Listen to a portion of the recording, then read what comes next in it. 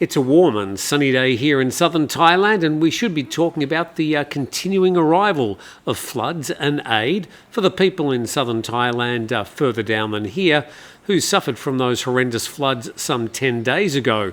But no, the situation has become extremely political, even discussions of a cover-up from a person that, well, we haven't heard much about recently.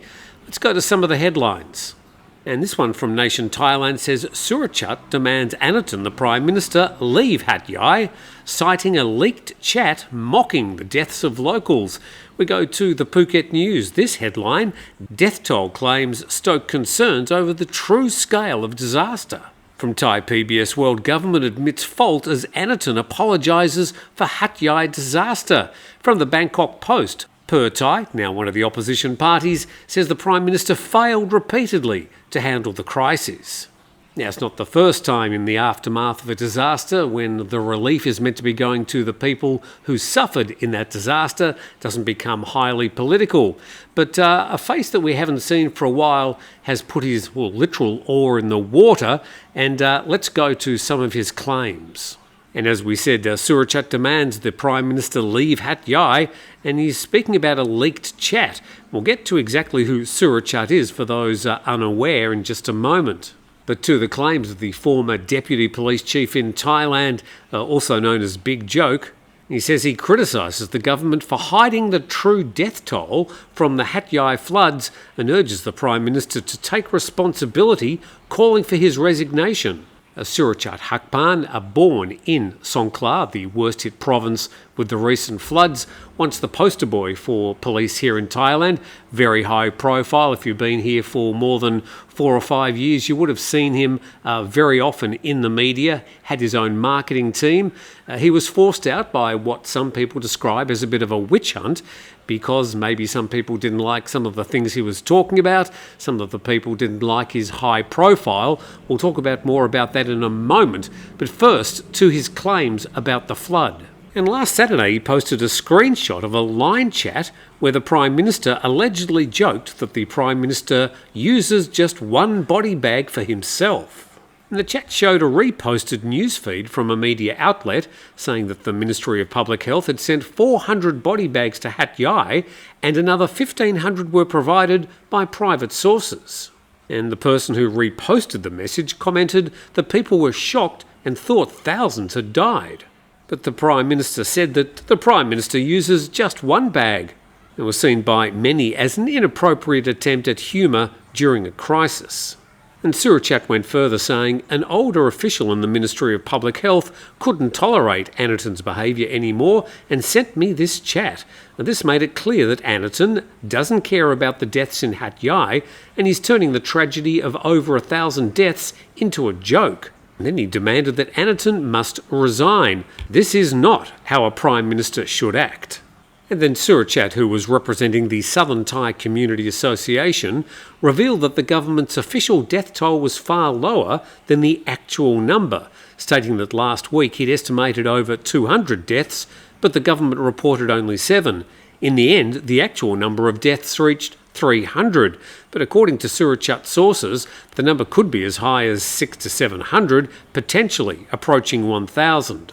So some stinging comments and some criticism of the Thai Prime Minister by the former Deputy Police Chief in Thailand. Just very quickly, here's a very, very quick summary about Surachate Hakpan. So he really came to prominence in Thailand in the late 2010s. It was in January 2020 that he was visiting a business meeting in Bangkok, and a gunman fired multiple shots into his parked car. There was plenty of investigation, but nothing really came of it. Now, it was when he was the head of immigration, this is probably 2018, 2019, when he drew the ire of senior police in Thailand by publicly opposing what has eventually become the biometric fingerprint machines that you see at immigration when you arrive at the airports. Now, he refused to sign off on the procurement of this machinery, a very large procurement indeed. He was citing delivery delays and also what he saw as technical flaws and even alleged corruption in the buying of this technology. Now, he certainly, even at the time, got some public pushback from the senior police at the time. Probably what is best known is that time from about 2018 to 2021 when he was seen almost daily, certainly weekly, standing in front of a whole lot of foreigners that his crew had rounded up and were kicking out of the country. He certainly became the overstayer's worst nightmare, and he also earned the name, not really sure why, of Big Joke. But in April 2024, investigators raided locations linked to an illegal online gambling network, and Surachate's residents and properties connected to his circle of police were among sites looked at during a much broader crackdown. He denied wrongdoing, but he was eventually suspended. He appealed against the suspension, and then there was a final dismissal in, sort of lasted from April to August just last year. Now, since that time, as a free man, he's been starting to name names and point fingers at some high-profile police, leading to a number of investigations and dismissals, and now he's certainly taking his aim at the top job in Thailand. Is it political? Does he have political ambition? Or is he just speaking up for the people of Songkhla and southern Thailand? Well, we're yet to see. So enough about Surachate Hakpan, at least you understand the context. Let's go to some of these criticisms aimed at the Prime Minister. And published in calsodenglish.com, Thai PM faces tough questions as late apology for deadly floods. And only a week ago, the Thai PM appeared buoyant as he welcomed political defectors to his Phumjai Thai party, projecting confidence ahead of elections expected early next year. And today, that optimism had evaporated. So, even though you're elected as an MP under one political party in Thailand, you can switch allegiances between elections, and that horse trading is currently going on with an election looming early next year. The big benefactor over the past couple of weeks has been the Phumjai Thai party.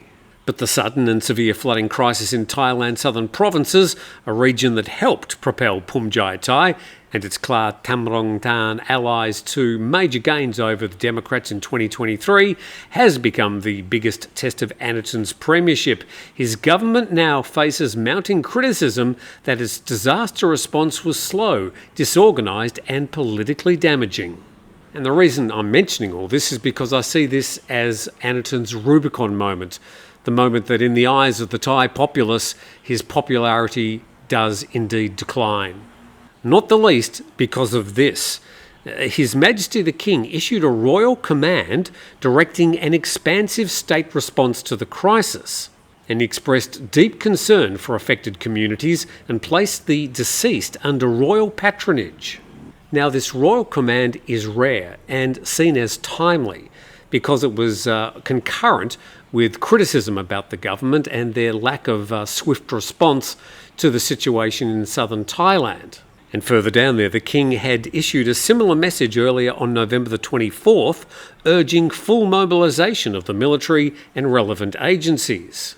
It could even be interpreted by some as a slight dip of the toe into the murky waters of Thai politics. And the Calsot English story goes on. The royal commander triggered a more visible government response, but came after days of public frustration, including an incident where a minister walked out of a press conference when pressed about allegations of mismanagement. A very Thai response to the media, where there was no argy-bargy, there was no yelling at the media. He just quietly closed his folder, put it under his arm, and walked out with a big smile on his face. And the article finishes, what began as a natural disaster has morphed into a political crisis. The government insists there was no delay or mismanagement. Many in the south say otherwise. And as the death toll rises, the Prime Minister's belated apology may prove to be only the first step in a long effort to restore public trust and protect his party ahead of a looming election.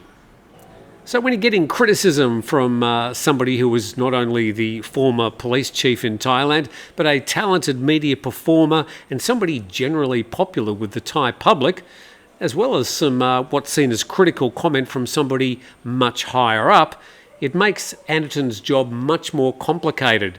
And of course, these complications are making the headlines in the media when they should be talking about the clean-up and the mop-up of the dreadful situation in southern Thailand. Suffice to say, the supplies are getting there, the relief is getting there, the volunteers are on the job, and the people are certainly getting the attention they deserve.